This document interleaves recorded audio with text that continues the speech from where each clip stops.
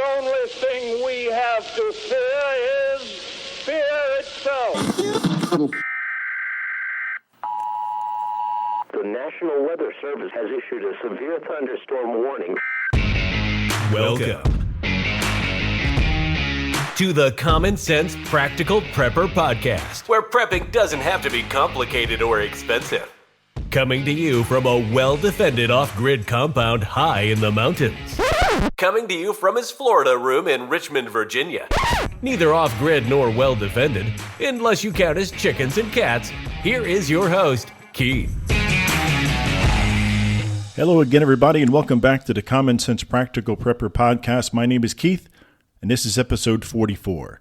Today is April 26th, 2023. Several podcasts ago, I talked about self-reliance. I talked about nobody was coming to help you in a poop hitting the fan type of scenario. And I gave New York City as kind of an example of a very densely populated area and the fact that most of the folks that live in any particular borough, any particular neighborhood, are not prepared for any type of grid down situation. All right, let's take, for example, the Bronx. The Bronx is 42.2 square miles. 34,000, almost 35,000 people live in a square mile, in each square mile of the Bronx. I believe a square mile is 10 city blocks. I believe somebody told me that as a kid. So 10 city blocks, for some reason, stick it in my head as a square mile. So 35,000 people live in these apartments and high-rises in the Bronx. 90% of those people do not have 3 days' supply of food and water. So that is 30,000. So 30,000 of the 35,000 people that live in this 1 square mile area of the Bronx are not prepared for power outage, whatever you want to call it. They don't have 3 days worth of food and water. Of the 10% that do, how many do you think have 7 days? How many of that 10% do you think have 10 days? And let's take it out one more time. How many of that 10% do you think have a 30-day supply of food and water? I would venture to say a very, very tiny number of that 35,000 are prepared for 20 days or 30 days to basically be on their own. So why do I bring this up? I saw an article that a gentleman posted on Twitter 2 or 3 days ago, and he kind of laid out the scenario like this. You live in suburbia, densely populated neighborhood, just single family dwellings. Everybody's got the 2.2 kids, the white picket fence.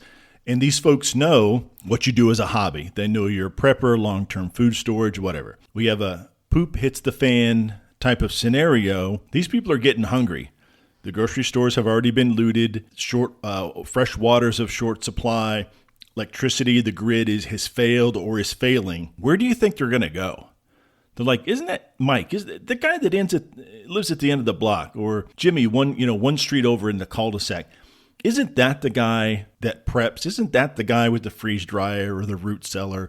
Or isn't the guy that's always talking about he has 5,000 gallons of water stored in his basement or whatever? People do crazy things when they get hungry. So where do you think all these people are going to go? They're going to the house at the end of the street, at the end of the cul-de-sac, one street over.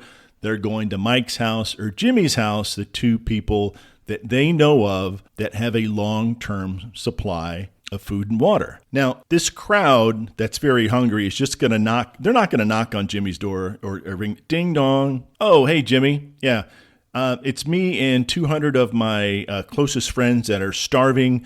We're really thirsty, and you maybe have an extra Snickers. We know you prep.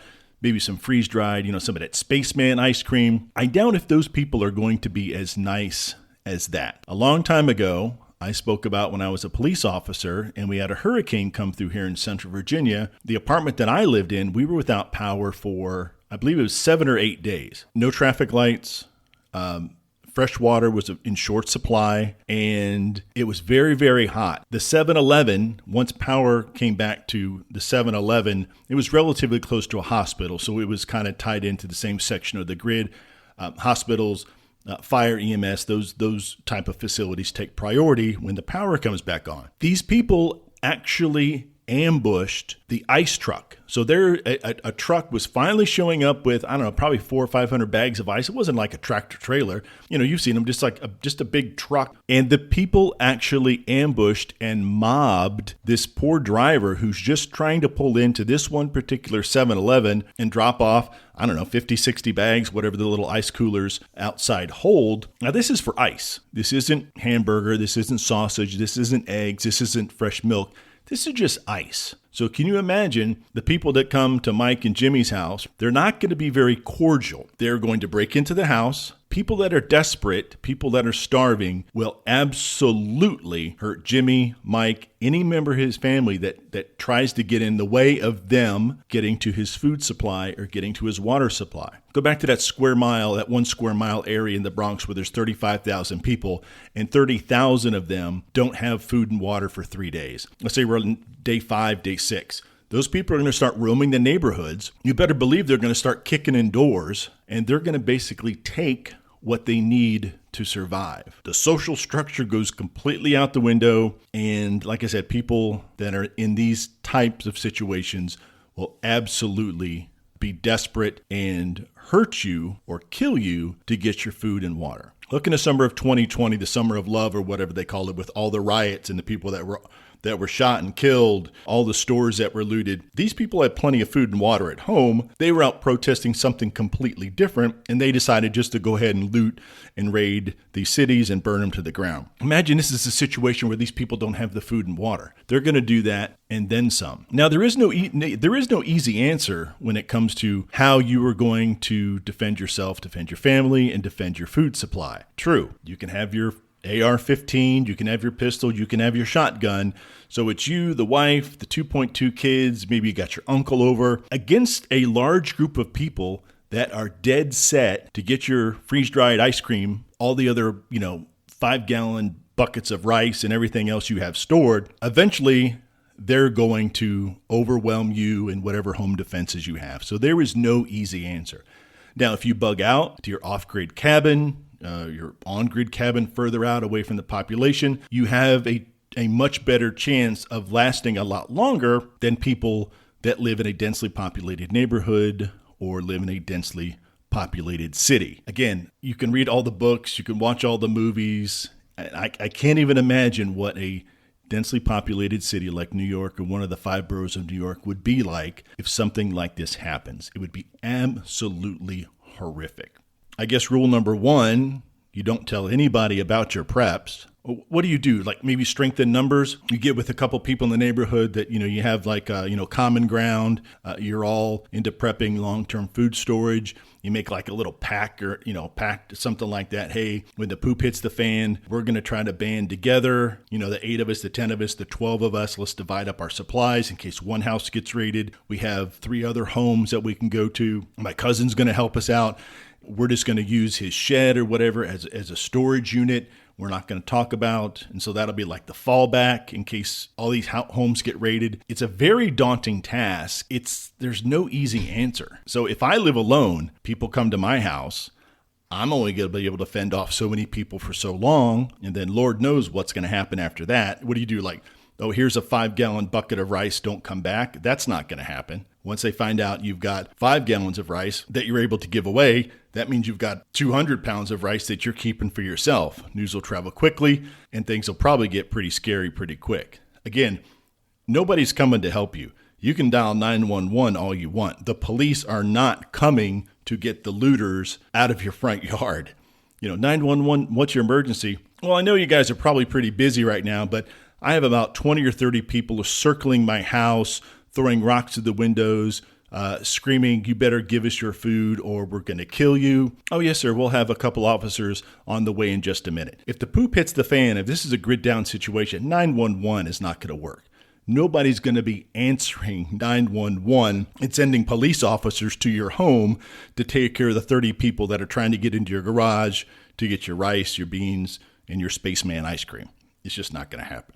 Has anybody noticed that the news is not talking about the war in Ukraine at all? I have not seen or read an article about the ongoing war between Russia and Ukraine for a couple weeks. It's gone eerily silent. Here's my opinion on why.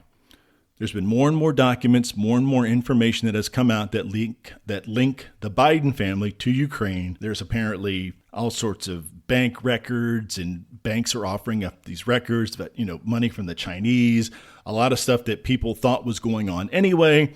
And now apparently there's just more proof. We know that the mainstream media is not on the side of the conservatives or any conservative politicians. They're quite the opposite. So I think the heat has been turned up a little bit here and there, and the mainstream media has dialed back, pretty much talking about Ukraine, period. I believe it was yesterday or the day before. Yeah, the day before, Fox News fired Tucker Carlson, the same day that CNN fired Don Lemon. Now, Don Lemon and Tucker Carlson are on two different levels when it comes to journalism, commentary, whatever you want to call it. So basically, Fox got rid of the last, conservative journalist talking head that they really had on the network that a lot of people listen to. So I assume he'll go off and start doing his own podcast and go private. The viewerships with the Fox app or Fox Nation or whatever it calls has absolutely tanked.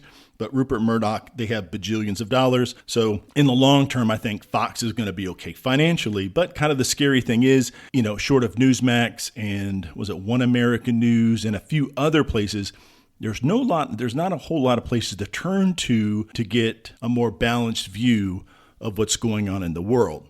So again, with that said, like I've said before, please get your news and your information from multiple sources and just basically go ahead and make up your own mind when it comes to things like that. So I finally have my garden in the ground, my plants in the ground in my garden. Not sure how you say that. My garden's down. I got a down garden. Anyway, the prices of plants at like Home Depot, Lowe's, Tractor Supply are actually up this year. So you get the little plastic thing that has 4 tomato plants in it, whatever you want to call that, a 4-pack, is $4.98, $5.98, and I've seen $6.98 at some of these stores. That's tomatoes, peppers, and some other types of plants that is really... It's expensive. To me, that's expensive for 4 little plants. But I picked up a few here and there because I really like to try running a garden. I don't do very well, but it's the thought that counts, and I'm getting a little better each year. Trust me. Well, there is a place not too far from the house, the Petersburg Trading Company. Down there, their little 4-pack of plants are $1.99. Entire flat, and I'm not sure how many, it's like what, 6 by 2, or so that's 12, 14 flats, or 14 little 4-packs, whatever it happens to be, is $14.99. So you get a tremendous amount of plants, and you can mix and match for $14.99. That would be roughly just 12 plants, 3 4-packs at Home Depot, Lowe's, or Tractor Supply.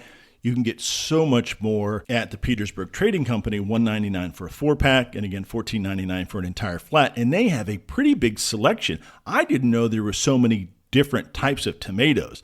There's some tomatoes I have never even heard of. Probably 15 or 20 different species of peppers or variety. I don't know. Species or plant. Yeah, you can have a species of a plant, right? Or is that just animals? Anyway, 14 or 15 different types of peppers and tomatoes I've never heard of. The prices are great. This place has everything. It's like a big hardware store, but it's like it is in its old building. So they have these little side buildings, and there's all sorts of stuff for gardening, barbecue. They have placemats. It's just weird. There's all sorts of things.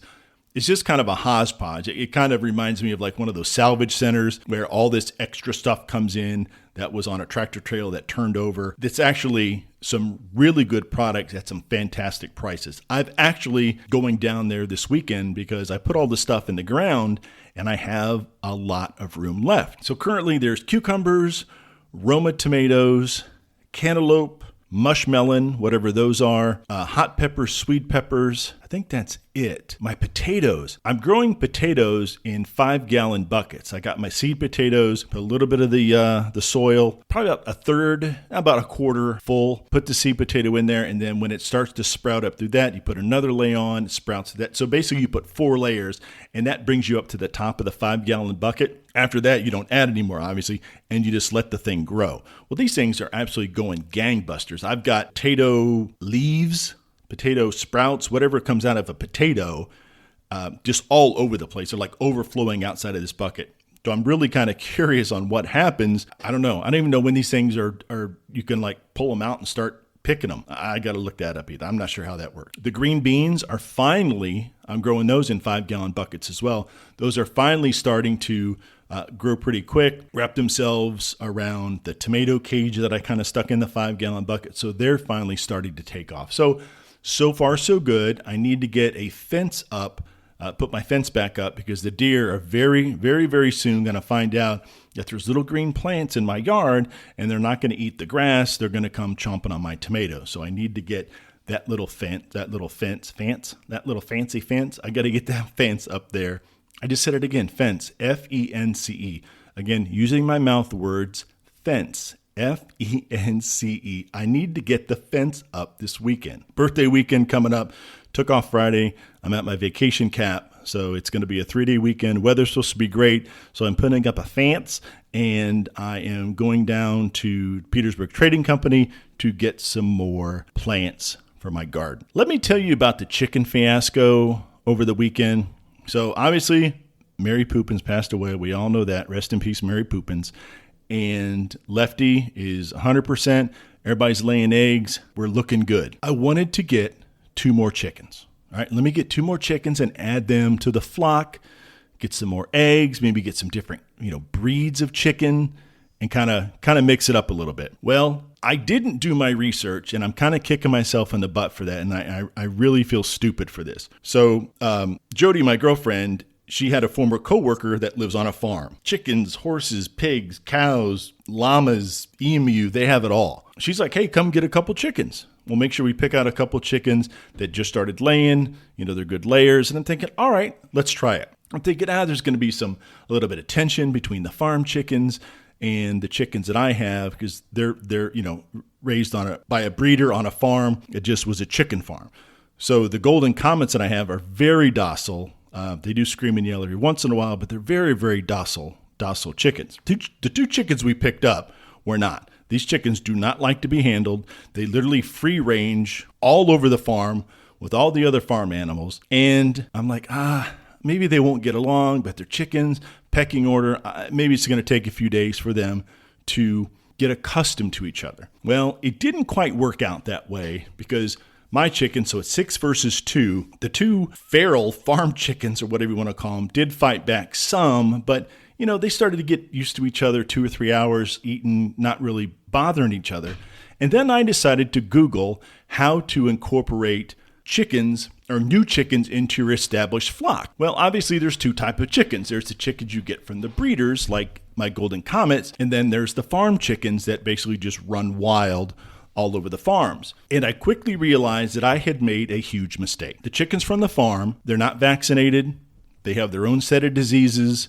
They're running around with mites, bugs, whatever all these chicken diseases are. Mine don't have those. The proper procedure is to get your feral farm chickens, isolate them to make sure they're not sick, and then slowly introduce them to your flock. These websites are saying could take up to several weeks for this to happen. Put them in a cage, put them next to the other chickens, and all this crazy stuff. And they also said you're taking a significant risk introducing feral farm chickens, I'm making this up, feral farm chickens into your established flock from a breeder. Diseases that the feral chickens will have will quickly get passed over to your breeder chickens, and it'll decimate your flock. I was so angry with myself. I could have avoided traveling 45 minutes there and back if I had just read 5 minutes of several articles that I found on the internet. I had to take the chickens back. These chickens do not like to be handled. I must have chased them for 20 minutes before I could get them back in the box, drove 45 minutes back down to the feral chicken farm, and I pulled up into the driveway, pulled out near the barn, set the box down, put it off to the side. The 2 chickens jumped out, realized where they were.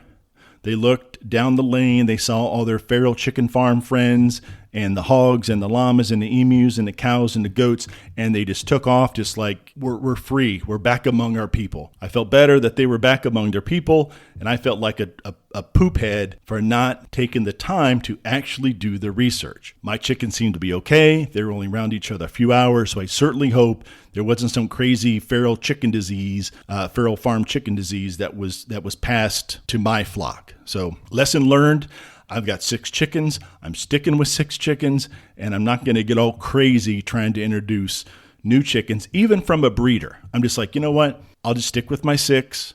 Maybe one of these days when I know a little bit more about what is going on, I will go ahead and try to add more to the flock. But I'm done with all that stress. I really feel bad. My 6 hens, very docile. You pet them, pick them up. They talk to you. They're just like pets. The Farrow Farm chickens are just like, they're not. They're just like, we're chickens and don't come near me because I'm a Farrow Farm chicken and I do what I want. Those two types of chickens don't mix very well. So lesson learned. Okay, folks, thanks for listening in. If you want to reach me on the Twitter, I have a blue check now. How cool is that? Common Sense Practical Prepper Podcast, or the actual handle or whatever you want to call it is prep_podcast, Practical Prep Podcast on Gmail. If you want to go ahead and shoot me an email. Again, thank you, folks. Again, I look at the stats, the metrics every week, and I continue to get listens, downloads, folks from all over the world. I really do appreciate it. And again, as always, especially with all the crap going on in the world, please be safe, take care of one another, and until next time. Thanks for listening to the Common Sense Practical Prepper Podcast. Be sure to subscribe so you don't miss an episode. While you're at it, help spread the word by leaving a rating and review.